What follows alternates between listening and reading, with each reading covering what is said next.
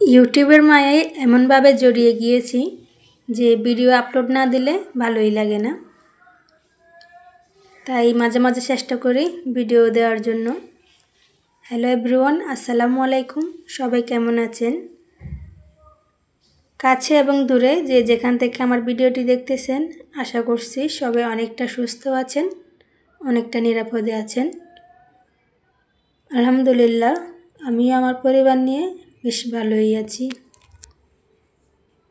নতুন দিনে নতুন আরেকটা ব্লগ নিয়ে চলে এসেছি আপনাদের সবার মাঝে।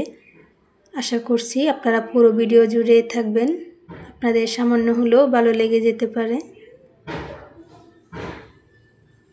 বিকালে নাস্তা রেডি করতেছি, তো ছেলেকে পাউরুটি দিচ্ছি জেলি দিয়ে। ও অনেক পছন্দ করে জেলি আর পাউরুটি একসাথে খেতে,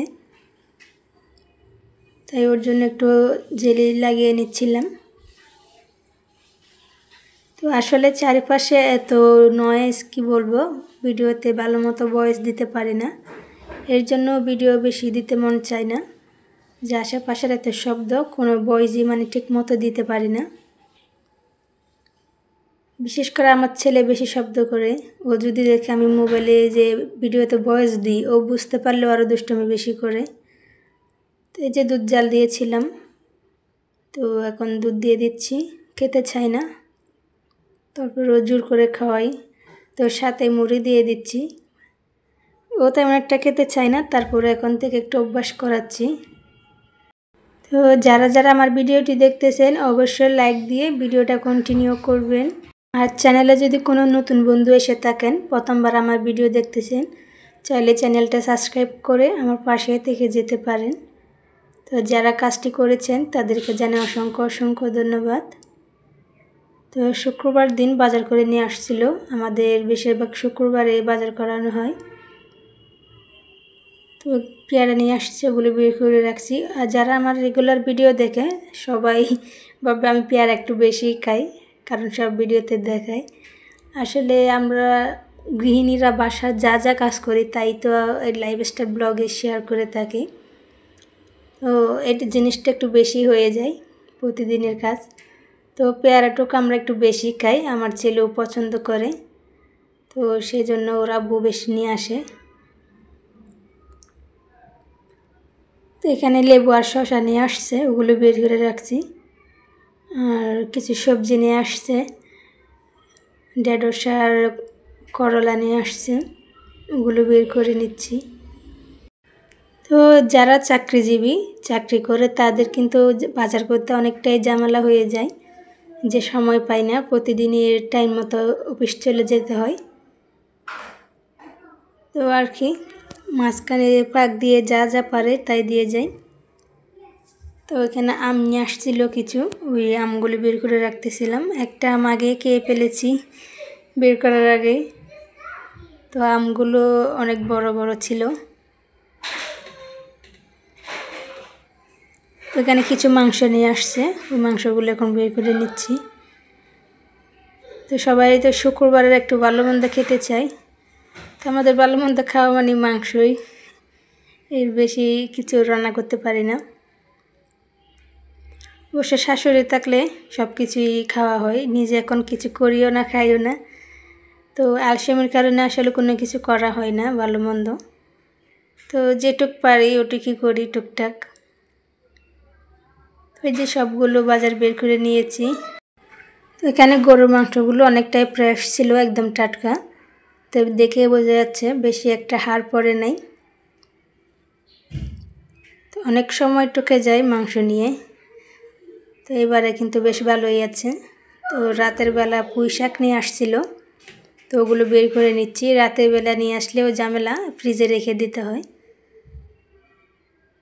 তো শাক সবজি টাটকা খেতেই ভালো লাগে, শাক সবজি যে কোনো কিছুই। তো আনছে, এখন কেটে ফ্রিজে রেখে দিব। এটা হচ্ছে রাতের বেলা বসে বসে এখন শাকগুলো কেটে নিব। তো পুঁই শাকটা বেশ ভালোই লাগে খেতে। তো এই যে বললাম না, যারা চাকরি করে তারা সুযোগ সময় মতো যেটা হাতের কাছে পাই ওটাই নিয়ে আসে। তো এটাও সেরকম রাতের বেলা শাক নিয়ে আসছে। তো এগুলো এখন কেটে রাখলে সকালে রান্না করতে সুবিধা হয়। তো আমি এরকম কিছু ডোকা কেটে নিচ্ছি, কারণ এগুলো হচ্ছে ডাল দিয়ে রান্না করব তাই। তো ডাল দিয়ে রান্না করলে কিন্তু বেশ ভালোই লাগে। ক্যামেরার সামনে শুধু ছেলে চলে আসতেছে, দুষ্টুমি করতেছে।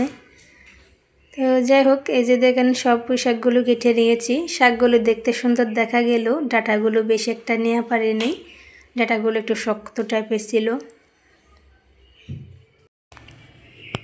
এই যে আমার কাটা হয়ে গিয়েছে শাকগুলো।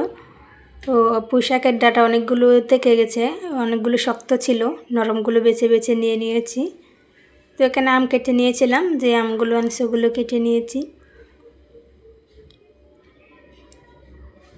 তো যাই হোক, যারা যারা ভিডিওটা দেখতেছেন এতক্ষণ ধরে ধৈর্য ধরে, তো সবাইকে জানাই অসংখ্য অসংখ্য ধন্যবাদ এতক্ষণ আমার সাথে থাকার জন্য।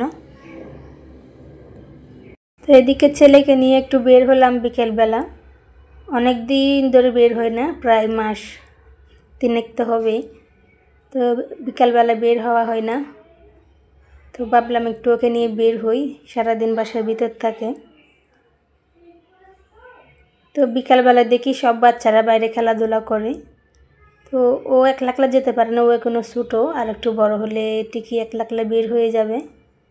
তো এই যে রাস্তায় সবাই খেলতেছে, এটা হচ্ছে যাওয়ার পথেই। তো আমার ছেলে বেশি একটা খেলতে পারে না, তারপরে চেষ্টা করে সবার সাথে খেলার জন্য। তো বাচ্চাদের মাঝে মধ্যে বের করলে কিন্তু ভালোই হয়, ঘরের ভিতর থাকলে ওরা নাকি একরোগা হয়ে যায় সবাই বলে। সবাই আমাকে বলে যে ওকে একটু মাঝে মধ্যে বের করার জন্য, যা নিজে আশেপাশে যারা আছে ওরা সবাই বলে। তো এই যে বাইরে গেলে তো ওর আইসক্রিম চিপস এগুলো খেতেই হয়, তাই এখান থেকে আইসক্রিম নিয়ে দিলাম। কোনটা খাবে জিজ্ঞেস করতেছি, ওর আবার কোনো কিছুতে নেই, যেটাই দিই ওটাই খাই, বলে না যেটা খাবো ওটা খাবো, এরকম কিছু বলে না। তো এই যে আইসক্রিম খেতে খেতে রাস্তা দিয়ে চলে যাচ্ছি। তো এই যে আশেপাশে কিন্তু প্রচুর বাচ্চারা খেলতেছে, তো এই যে এদিকেও সবাই খেলতেছে। তো দাঁড়িয়ে দাঁড়িয়ে দেখতেছিলাম। তো রাস্তায় কিন্তু গাড়িও ছিল প্রচুর, এই গাড়ির কারণেও ভয় লাগে। তো যাই হোক, আজকের ভিডিওটা এই পর্যন্তই। সবাই ভালো থাকবেন, সুস্থ থাকবেন। আল্লাহ হাফেজ।